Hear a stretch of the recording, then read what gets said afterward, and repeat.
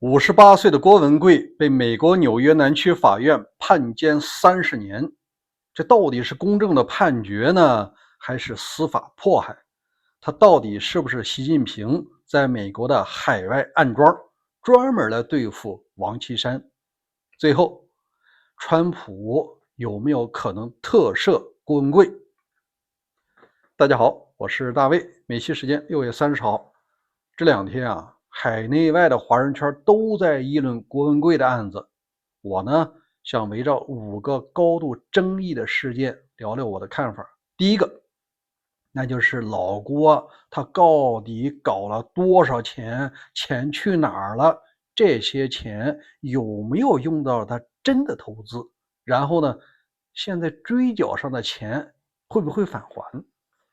根据法庭公布的文件啊，咱们先来说说老郭打着反共的旗号，实际上他就是个诈骗犯。这个倒不是给他扣帽子。根据法庭的显示数据，他有4个办法捞钱，其中第一个叫做 GTV。他说啊，我们要搞一个媒体，专门用来反共，募集了多少钱呢？是4.52亿美金，这也是第一笔大钱。他觉得光弄这媒体啊，捞钱的速度不够，他又推出了第2个项目，叫做洗国代币。这个炸了多少钱呢？是2.62亿美金。除了这2个，还有第3个呢，那就是他搞了一个机会员，诈骗了是2.4亿美金。另外有1亿美金啊，是他搞了一个叫金融农场。你看算起来吧，这已经超过了10亿美金了。那你说他拿了这10亿美金，有没有真的做生意呢？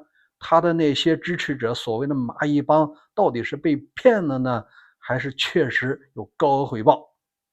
根据法庭公布的数据啊，这些钱他拿到以后，快速的进入了21个海内外账户。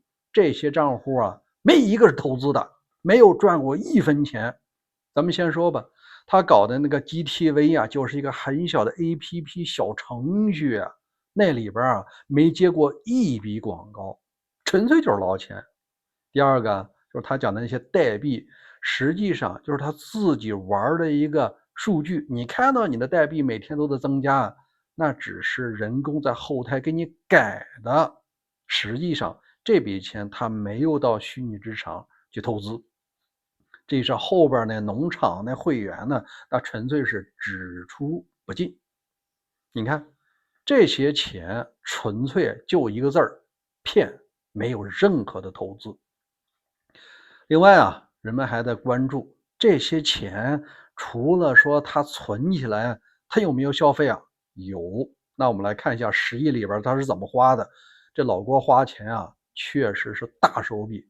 其中最大金额呢，就是他纽约的豪宅。就是说，朋友们，你今天加深了吗？啊，一切都是刚刚开始啊。就是那地儿是6800万美金，纽约豪宅。第2个豪宅呢，在新泽西啊，那是一个100年以上的大建筑，是2650万。第3个豪宅呢，是这个康涅狄格州啊。第4呢，他花了3700万买了一个游艇。另外，在他儿子和儿子公司名下，又买了布加迪的跑车、法拉利啊，那就太多了。当然了，他还花了100多万美金给他的豪宅定制了一个波斯的地毯。当然了，这100万美金的地毯他现在是适应不了了啊，用不上了。你看吧，这么多钱他挥霍了这么多，现在这个法院追缴了多少呢？是6.3亿美金。好歹啊，算是在美国法院控制之下。如果把这些资产卖吧，应该能凑到7亿美金。也就是说，被骗的这些支持者啊，大概率能够返回约70%。要这么说啊，美国法院还是办了一些实事的。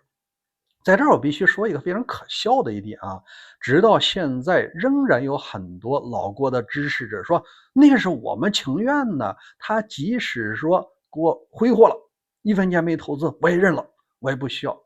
但是美国法律啊，它是讲法规，而不是给你讲人情的。这就是说你情我愿，诈骗就是诈骗，你情愿的是你傻好吧？那钱还是要还给你的啊。我们说一下第二个热点呢，那就是这到底是司法迫害呢，还是公正的判决？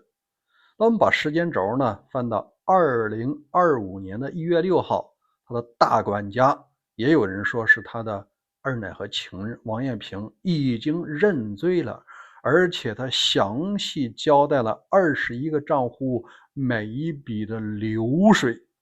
大家理解这意思吗？你这钱怎么来的？你把这小蚂蚁的钱拿进来以后，你又去买了好地毯，又去买了豪车豪宅，有的呢你把它弄到自己的那个离岸账户了，你1分钱没投资啊，这个东西证据确凿。所以说啊，这应该在美国法律上是没有什么含糊的。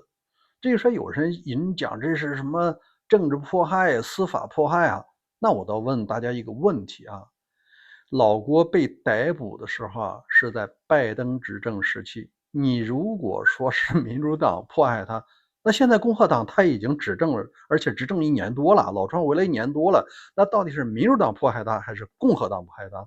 你这个就没法自圆其说了嘛。再者说呢，老川现在和老习之间他有一个微妙的平衡啊，就是你别收我关税啊，我也不砍你这个稀土脖子了。他不可能在这个时候突然把这个郭文贵干掉，所以说他没有这个必要啊。第三个问题啊，也是很多人说的，他是不是老习在海外的暗桩，专门用来对付王岐山的？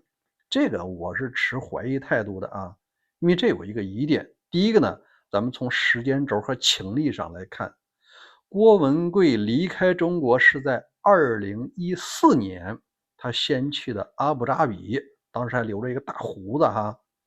在2015年，他进入了美国，然后呢，是在2017年9月份，在那个川普执政时期申请了政治庇护。你从这个时间轴啊，你就能理出来了。他是在2013年老习接班以后出来的。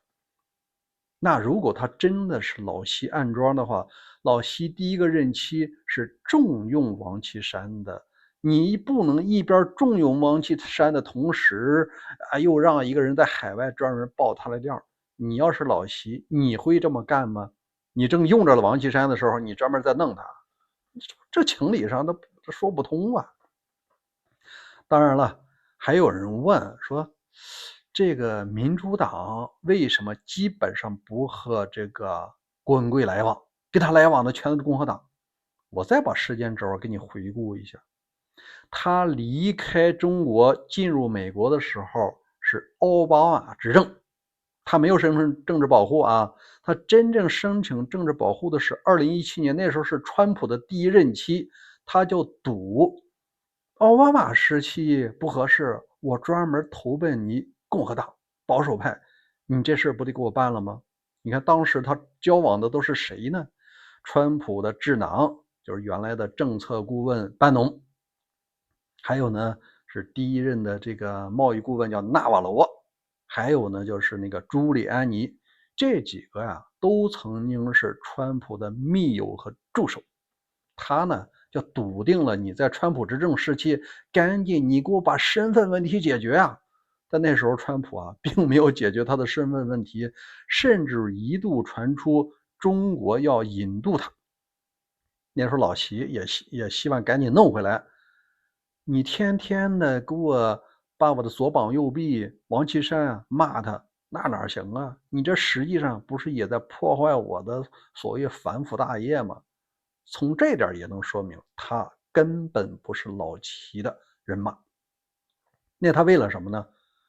他必须骂一个人才能树立自己反共的这么一个形象，有了反共，有了信任了，他才能够搞他的 GTV 什么代币，最终一个字儿仍然是钱。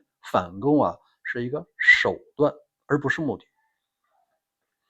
我们接下来呢，再说一下第4个热点，他在被捕的几个小时，纽约豪宅啊就发生了神秘的火灾。因为大家都清楚啊，人抓完了以后，这个地方是被查封的，查封期间着火了，这说明什么呀？说明老郭在离开以后，有第三人远程启动了系统，导致那豪宅啊着火了。后来人们发现里面早就布好了毁灭证据的系统，那线路啊那都是给你设计好的，远程一遥控它就短路，造成火灾。好在呢，王永平手里保留着这21个账户的每一笔的进账和出账，你那些纸质的东西啊，即使烧毁了也没啥用。最后我们来说一下，老郭今年58了，如果真做30年啊，他88出来，先说他能不能活到再说吧，这几乎是终身监禁的。那老川有没有可能特赦他呢？我感觉呢，连10%的概率都没有。很简单，老川这人啊是非常现实的人，他在第1任期的都差点儿为了跟老习交易，把他给这个遣返回去，是他的重要幕僚阻止了他这么办。那他现在有什么动力去把他遣返呢？中国也不希望他遣返啊，你最好他死在美国算了。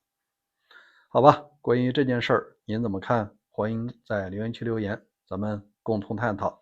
明天再会。